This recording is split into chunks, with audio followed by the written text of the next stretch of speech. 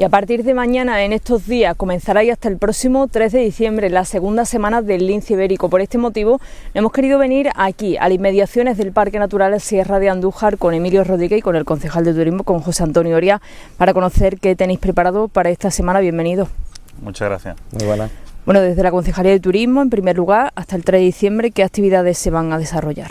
Bueno, lo principal es que en esta segunda semana del lince que ya celebramos, el principal objetivo que tenemos pues, es dar a conocer nuestro animal más emblemático, como me gusta a mí decir mucho, nuestro embajador, el embajador de la Sierra y del Parque Natural Sierra de Andújar, y tenemos preparadas pues, en dos partes, ¿no? Una más dirigida al público infantil, a los colegios, porque entendemos que un animal que aún sigue en peligro de extinción, donde Andújar es su hogar, es el lugar del mundo donde más linces podemos encontrar, debemos educar desde los más chiquititos en esa protección de este animal, y no solo de este animal, sino de otros muchos que podemos encontrar en el Parque Natural y también en nuestra sierra, porque yo creo que es un nicho de turismo con un potencial enorme que poco a poco se está dando a conocer y que yo creo que debe ser uno de los futuros potenciales del sector económico de la ciudad.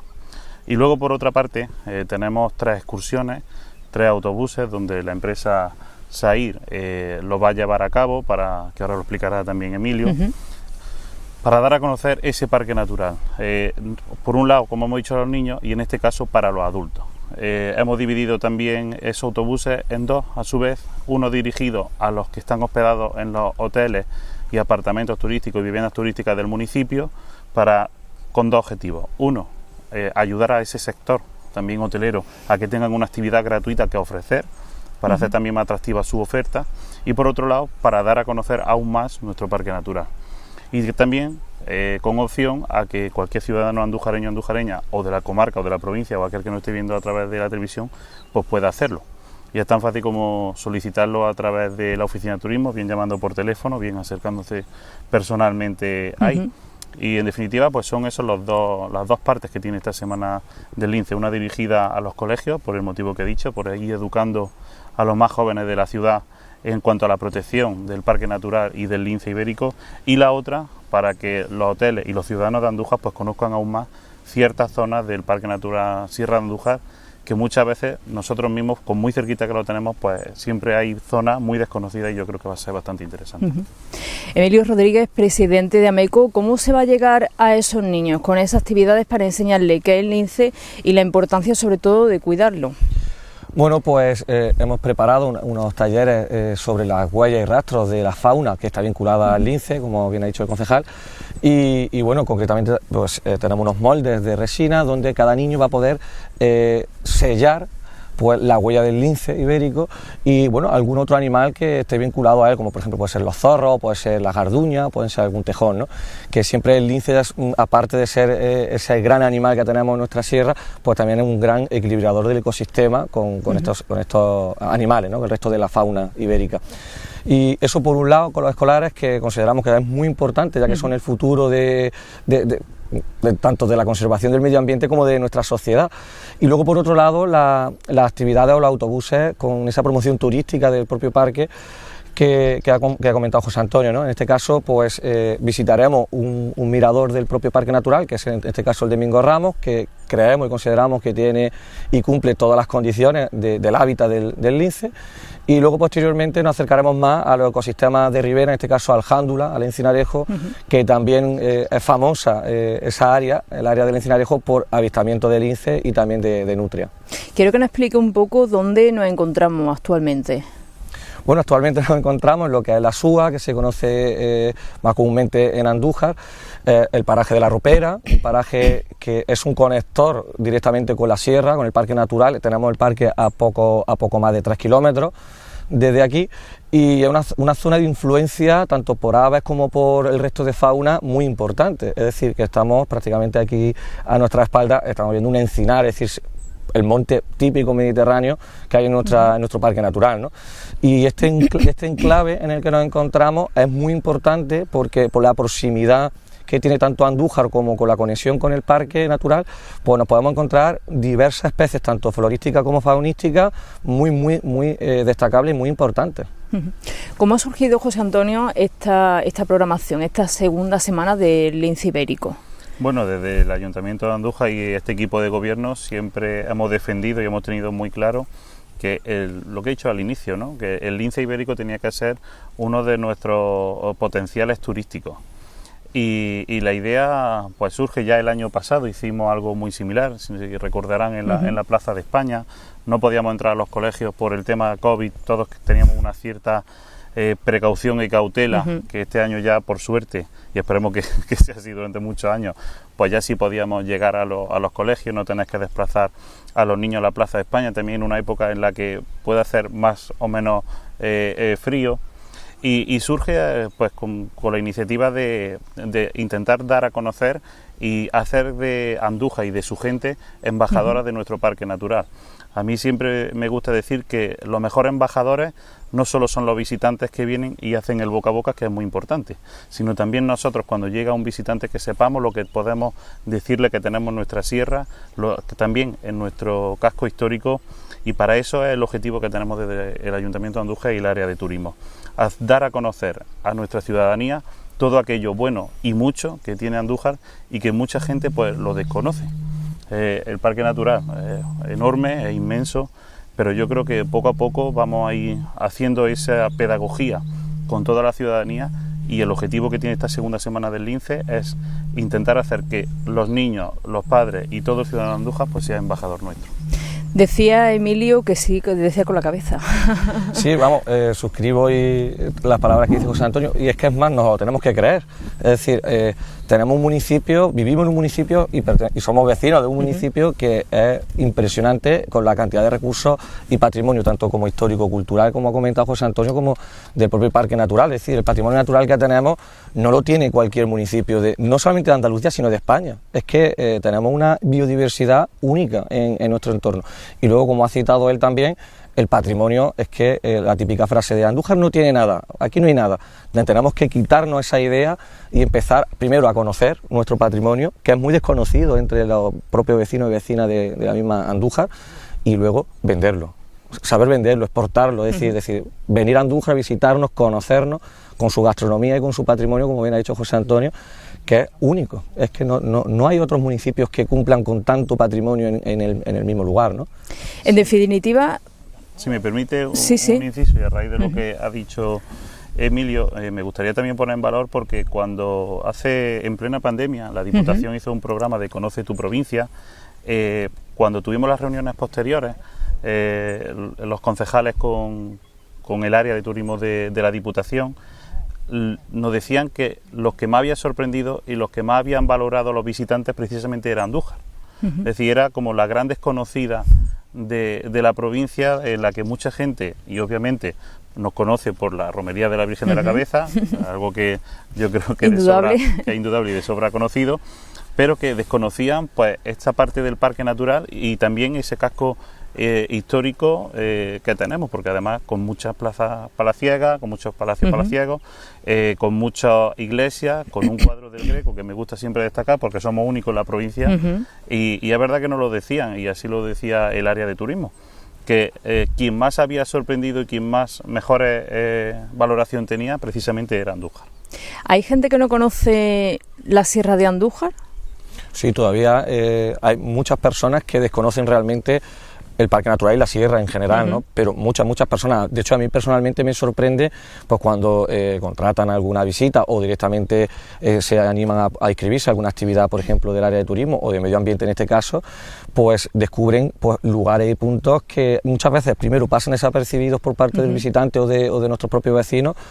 Y yo siempre les pongo el ejemplo de cuando vamos a ver una catedral, por ejemplo, ¿no? Es decir, vemos la catedral por nuestra cuenta y se nos van a pasar prácticamente el 80% de la información y detalles de ese edificio, ¿no?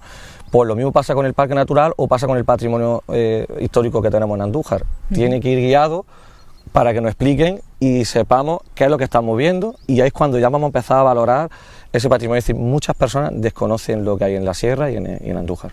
Ahora después hablaremos un poco del lince, pero ¿por dónde se pueden ver linces? Por aquí, ya muy cerquita, ¿no? Tanto en el enclave ahora mismo donde estamos aquí en La Ropera hay presencia de lince, pero bueno, en la misma campiña ya sabemos que están empezando a verse también, y luego en la sierra, ¿no? Pues tenemos los miradores típicos de los Escoriales, o el propio mirador de Mingo Ramos, que es donde he comentado que iremos con el autobús. Ahí también son puntos de avistamiento, y el Encinarejo. Realmente en el Parque Natural todos los enclaves son idóneos para el avistamiento, pero luego hay algunos más propensos o donde el animal pues está más instalado en su territorio, donde podemos entre comillas más fácilmente verlo, ¿no? También esta zona también de aves, comentábamos antes por aquí. Sí, esta zona concretamente donde estamos ahora mismo es zona de especial protección de aves. La desembocadura del Jándula está a muy poquitos kilómetros junto al Guadalquivir, aquí cerquita, a 2,5 kilómetros, 3, y un poquito más arriba, como he comentado, el Parque Natural con las hoces del Jándula. Y estos dos fenómenos, ¿no? Geológicos y que se generan aquí de forma natural, pues son muy idóneos como punto de aves. Es decir, aquí es muy fácil ver desde el águila pescadora, el águila imperial, el águila imperial también, la garza imperial, la garza real, martín pescador, un montón de aves vinculadas al medio acuático, a los ríos, y otras que son del medio forestal. Y entonces en un espacio tan pequeñito nos encontramos una enorme diversidad de aves. Por eso es una zona protegida, ¿no? Por la Red Natura en este caso, con una figura de protección muy, muy importante. Por mucho que haga el ayuntamiento, por mucho que haga MECO, hay algo que es que hay que conservar el medio ambiente. Sí, la verdad que una de las ideas que he comentado hace muy poco es que una de las iniciativas por la que surge esto es precisamente la concienciación del medio ambiente. El Ayuntamiento de Andújar, y yo creo que es algo transversal en toda su área, bien sean el medio ambiente, bien sea turismo o cualquier área, ya te digo, de forma transversal, tenemos claro que una de las cosas que tenemos que hacer es cuidar nuestro medio ambiente. Pero no solo ya por el desarrollo turístico, sino también por nuestra propia sociedad y por el futuro de los más jóvenes también, que yo siempre digo que lo que tenemos que intentar es dejar una sociedad mejor que aquella que nos encontramos. Y esa también es la idea un poco que tiene este equipo de gobierno, intentar dejar Andújar mejor que cuando empezó el mandato, y yo creo que poco a poco pues se está consiguiendo. Entonces, total respeto al medio ambiente. También pido desde aquí ya públicamente esa concienciación de toda la ciudadanía, y que yo creo que poco a poco sí que lo estamos consiguiendo, esa educación. ¿Quién hace más caso, Emilio, los mayores o los niños? Bueno, aquí hay que matizar, ¿no? Los niños sí es verdad que son, entre comillas, una vía más fácil de concienciar, porque luego ellos se lo van a decir a los padres, a los mayores, en definitiva, no van a dar la brasa en ese sentido con los mayores, no tires el papel tal, no molestes a tal animal. Y los mayores, también es verdad que hay muchas personas mayores, adultas, que están concienciadas. Lo único pues que funcionan otros métodos que básicamente ya sabemos cuáles son, desgraciadamente, que es el de la sanción, ¿no? Pero bueno, los niños siempre son una vía mucho más concienciada que los adultos. ¿Cómo está el Parque Natural en cuanto a la poca lluvia que ha caído? Llevamos un periodo de sequía muy serio, muy importante y muy crítico. Los embalses están todos muy críticos también, a pesar de las poquitas precipitaciones que hemos tenido, pues no les da tiempo a recuperarse. Es decir, el terreno está muy seco y tiene que llenarse de agua, es decir, esponjarse la tierra con el agua, ¿no? Y falta más pluviometría, falta más agua. El parque pues se nota que lo está pasando, evidentemente, todas las especies, tanto de flora como de fauna, lo están pasando mal. Es decir, estas lluvias han sido un refrescón, ha sido un alivio, pero es cierto que tiene que llover muchísimo más, y sobre todo también aquí concienciarnos que el agua es uno de los recursos más importantes y no le echamos muchas veces las cuentas o la importancia que debiera, ¿no?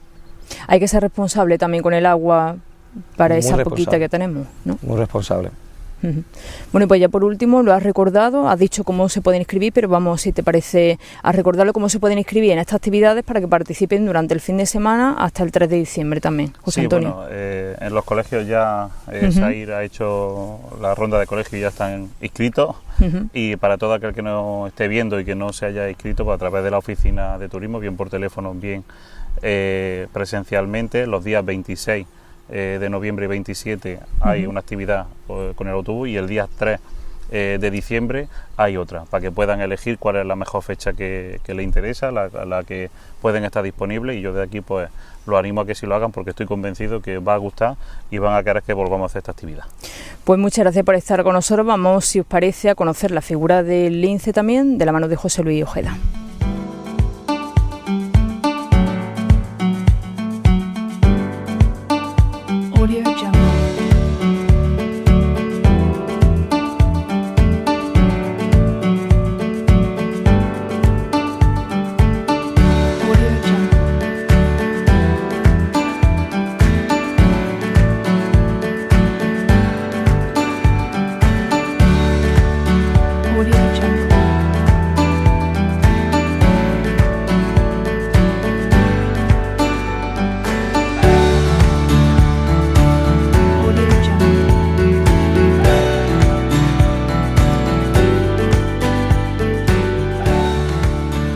Como les decía, esta segunda parte la vamos a dedicar a conocer más la figura del lince. Por este motivo me encuentro con José Luis Ojeda, bienvenido. Hola, muy buenas, María, ¿qué tal? Bueno, responsable o socio de Iberian Lynx, la empresa que hasta hace muy poquito ha llevado el centro de visitantes. Actualmente, ¿cómo se encuentra el lince?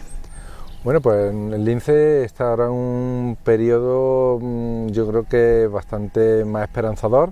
Después de sobre todo el gran declive que tuvo en los años 90, a principios del siglo XXI, en la cual la población se redujo a menos de un centenar de ejemplares en lo que eran las dos poblaciones que había entonces, que era la de Andújar y la de Doñana. Se vio que la de Doñana incluso no era viable genéticamente y tenía muy pocos ejemplares, y entonces la de Andújar era la que más tenía y se trabajó sobre esta para poder extraer ejemplares, empezar a trabajar en los centros de cría en cautividad, reforzar las poblaciones, y todo eso sacó un poco, ha sacado al lince no de la extinción, porque sigue teniendo muy pocos ejemplares, pero sí del peligro crítico que estaba de extinción, y ahora mismo pues ya contamos con una población por la cual podemos ser optimistas para el futuro. ¿Por qué se llegó a ese peligro crítico? Bueno, la verdad es que peligro crítico hay muchas especies. Yo creo que sobre todo es por desconocimiento, porque tened en cuenta una cosa, que el lince es un felino, el más amenazado del mundo, pero es un felino que tú coges y puedes pasar al lado de él a un par de metros y no verlo, porque tiene un poder de camuflaje enorme, porque es un animal muy tranquilo y tiene unos hábitos que no muchas veces se corresponden con los diurnos nuestros. Entonces es un animal difícil de localizar. ¿Qué pasa? Que tú dabas por hecho que en la sierra había lince y que la población pues más o menos sería estable, hasta que haces un estudio en serio, en profundidad, y te das cuenta de que no, que los rastros son casi inexistentes, que si tú creías que había 300 te encuentras que hay 40. Entonces, claro, el peligro que había, pues tenemos que remontarnos a muchas décadas atrás, de furtivismo, caza ilegal, porque caza ilegal, cepos, venenos, incendios, o sea, todo lo que es la problemática que había, que afectaba a todas las especies, pues a una especie tan sensible como es un superpredador, que es como la cúspide de la pirámide, pues le afectaba mucho más. Todo eso, unido a eso, a que ya un animal de que por sí no es abundante y que encima no era fácil de localizar, hizo que la sorpresa fuera mayúscula cuando se vio que estaba casi al borde de la extinción. ¿Qué diferencia hay en cuanto a características del animal? Me refiero, por ejemplo, en cuanto a la temperatura, el entorno. ¿Qué diferencia hay entre el lince de aquí del Parque Natural Sierra de Andújar, por ejemplo, y el de Doñana? Ninguna. Ninguna. Normalmente son dos poblaciones que el lince, por ejemplo, también se me olvidó antes decirlo, la bajada del conejo es una cosa fundamental. Cuando vino la misomatosis empezó a apretar, bajó muchísimo la población de conejos y claro, ese es el principal alimento no solo del lince, sino también pues, de otros predadores como cualquier rapada y todo eso. Y luego vino la hemorragia vírica, que también le provocó un descenso enorme de la población de conejos y hizo que también fuera un descenso grande. Entonces, la diferencia entre la población de Doñana y la de Andújar, el lince más o menos tienen un mismo tamaño y tal, lo único que sí que es verdad que la población de Doñana se identifica más con, dentro de los pelajes que tiene el lince, que hay como tres muy claros, tres patrones, que es mota fina, mota intermedia y mota gruesa, dentro de las cuales luego hay patrones que se cruzan y tienen pues mota intermedia y fina, tal y todo eso. Aquí tenemos los 3 patrones, pero con predominancia de la mota fina y la mota media, y en Doñana son como un poquito más leopardos, son las de mota gruesa, que aquí también hay algunos ejemplares, pero son los que allí predominan. Entonces, esa es un poco la diferencia. ¿Condiciona también el entorno en cuanto a la conservación? ¿Hay mucha diferencia de Doñana, por ejemplo, aquí? Son ecosistemas mediterráneos, sí es cierto, pero acá viven en marisma, o sea, están muy cercanos a marisma, y entonces sí que es verdad que aunque la alimentación la basan en lo mismo, en el conejo, y un poco donde se encuentra allí también es zona de monte mediterráneo, pero y la altitud, allí estamos hablando de 0 metros sobre el nivel del mar, y aquí estamos hablando 300, 400, o sea que no son ecosistemas totalmente distintos, pero sí, bueno, son totalmente distintos porque allí sobre todo el matorral, el lentisco, también hay pinar y hay muchísima duna. Entonces el lince lo que hace es aprovechar para moverse en todas las zonas de arena, los carriles de arena que hay en todo el espacio de Doñana, y aquí pues es un espacio más de monte mediterráneo, más suave, más ondulado, pero que sí que a nivel de alimentación es muy parecido. De ecosistema sí que es verdad que es distinto, aquello es muy matorral y mucha arena de duna, y aquí pues tenemos una zona granítica y también de matorral, pero de encina, de dehesa y todo eso. ¿Cómo ha venido la pandemia para estos 2 años de pandemia para el lince? Pues, y el confinamiento para el lince. No ha venido mal, porque aporta con un poco de tranquilidad, pero el lince tampoco es un animal que sea muy esquivo. O sea, un lince ahora mismo podemos estar aquí grabando y si tiene que pasar por ahí, va a pasar por ahí, nos va a mirar con indiferencia. Él nos va a mirar, va a decir, bueno, pues estos ni me comen, ni son muy grandes, tampoco me los puedo comer, entonces va a su bola. Es como un pequeño león en la sabana. Él se siente que es un predador grande, que normalmente no tiene casi enemigos naturales, y entonces se siente como seguro. Entonces un animal bastante confiado. ¿Qué pasa? Que sí que en pandemia no es solamente ya la tranquilidad que haya podido tener el lince, sino luego también la de otras especies que de per se también se han visto beneficiadas. Entonces, claro, todo eso pues, ha podido crear un poco de tranquilidad. Pero él lo que necesita en realidad es conejo, alimentación es conejo y espacio para cazar y criar, y con eso es con lo que él va avanzando. Hemos hablado antes con el concejal y con el presidente de AMECO de la concienciación, que también es muy importante, pero también es verdad que se han tenido que poner sanciones para que no se cace el lince y para que no desaparezca prácticamente este animal. Sí, claro, es que los peligros hay que eliminarlos. Siempre más o menos cuando hay algo en peligro, tanto de extinción o no sé, o en mi caso que soy restaurador de arte, pues cuando tú ves una obra que está en malas condiciones, es analizar no solamente el que está en malas condiciones, sino cuáles son los factores de alteración que son los que han provocado eso. En el caso del lince, pues lo mismo, lo importante no es hay pocos linces, sino por qué ha desaparecido el lince o por qué está en un estado tan bajo. Porque claro, si dices, no, mire, el lince vamos a cobrar y lo vamos a soltar y no quitamos los peligros que tenía, pues al final no sirve. Entonces, claro, las sanciones vienen pues de todas las actividades que hay que pueden perjudicar no solo al lince, sino al entorno donde vive, y dentro de ello, claro, estando el lince se siente perjudicado. ¿Qué pasa? Pues eso, caza ilegal, el uso de venenos, el control de incendios, o sea, hay cantidad de cosas que afectan al entorno y que ya de por sí pues van estando el lince. Entonces sí que es verdad que claro que las sanciones pues forman parte, porque si yo creo que no se ponen, pues la gente también un poco no actúa igual. Hemos echado la vista atrás, pero mirando para adelante, ¿saldrá el lince de ser un animal en peligro de extinción? Yo creo que el lince siempre va a estar en peligro de extinción. Porque tened en cuenta de que el lince, no hablamos del lince, hablamos del lince ibérico. El lince ibérico es una especie totalmente distinta al lince boreal, al lince europeo, totalmente distinto. No es como los perros o un tigre, que los tigres llegan y son la misma familia. El lince ibérico es una especie en sí. Entonces su espacio está limitado a lo que estamos viendo ahora mismo, que es monte mediterráneo, a lo que es el conejo y a lo que es el entorno que él necesita para sobrevivir. ¿Qué pasa? Que ahora mismo la población está muy segmentada. Tenemos autovías, carreteras, tenemos problemas, o sea que no es una cosa que pueda expandirse y pueda haber por todas partes.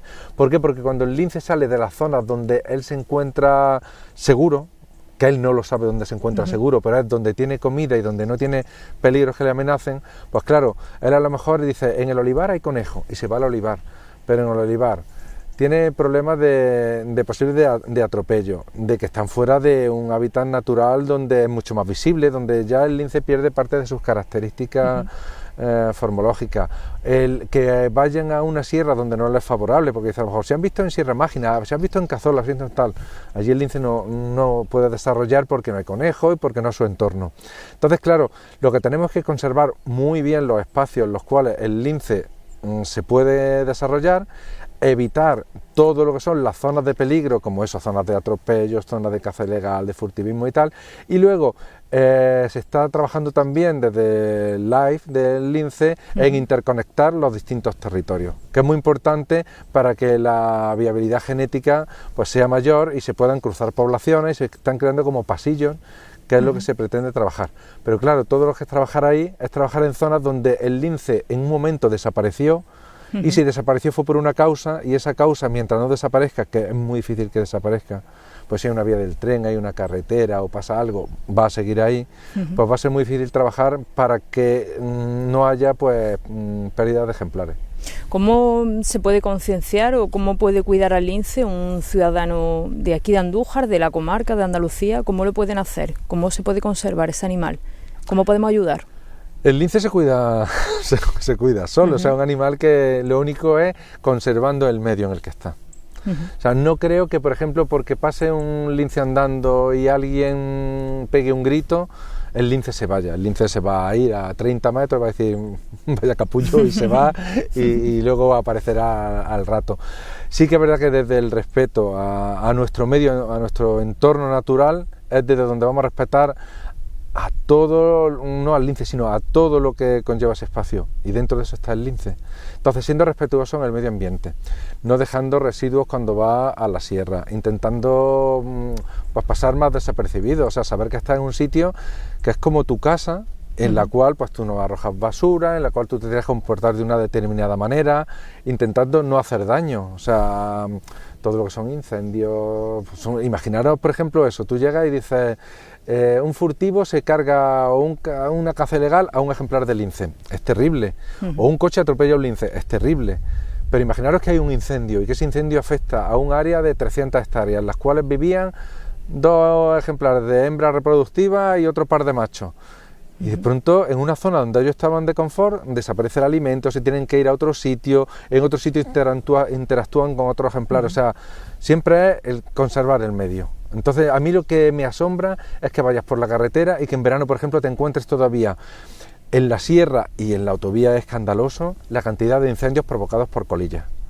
Porque muchas veces ya no son negligencia decir incendio un fuego, que ya muy pocas personas que lo hacen, pero eso de llegar y tirar una colilla que se encienda un incendio en un margen de una carretera puede provocar un desastre natural enorme, gigantesco, y son cositas que sí que están dentro de nuestra mano. Hemos hablado antes también de la falta de agua. ¿Cómo repercute esa sequía también a este animal?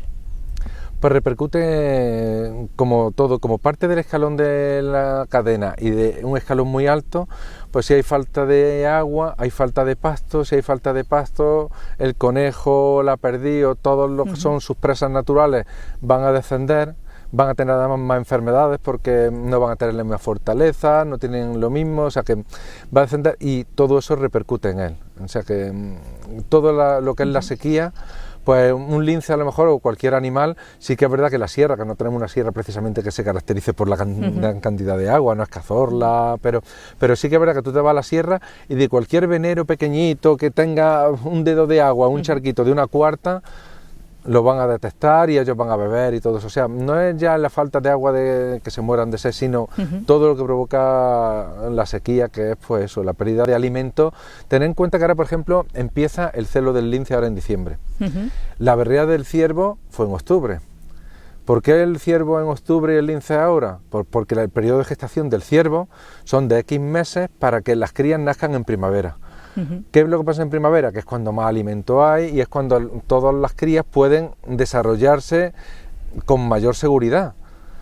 ¿Qué pasa con el lince? Pues lo mismo, que el periodo de gestación es más corto, lo tienen ahora, y en primavera, que es cuando la primavera florece, cuando están toda la alimentación, cuando los conejillos están también tal y todo eso, pues es los momentos en los cuales las poblaciones necesitan para sus crías mayor alimento para darle mayor seguridad.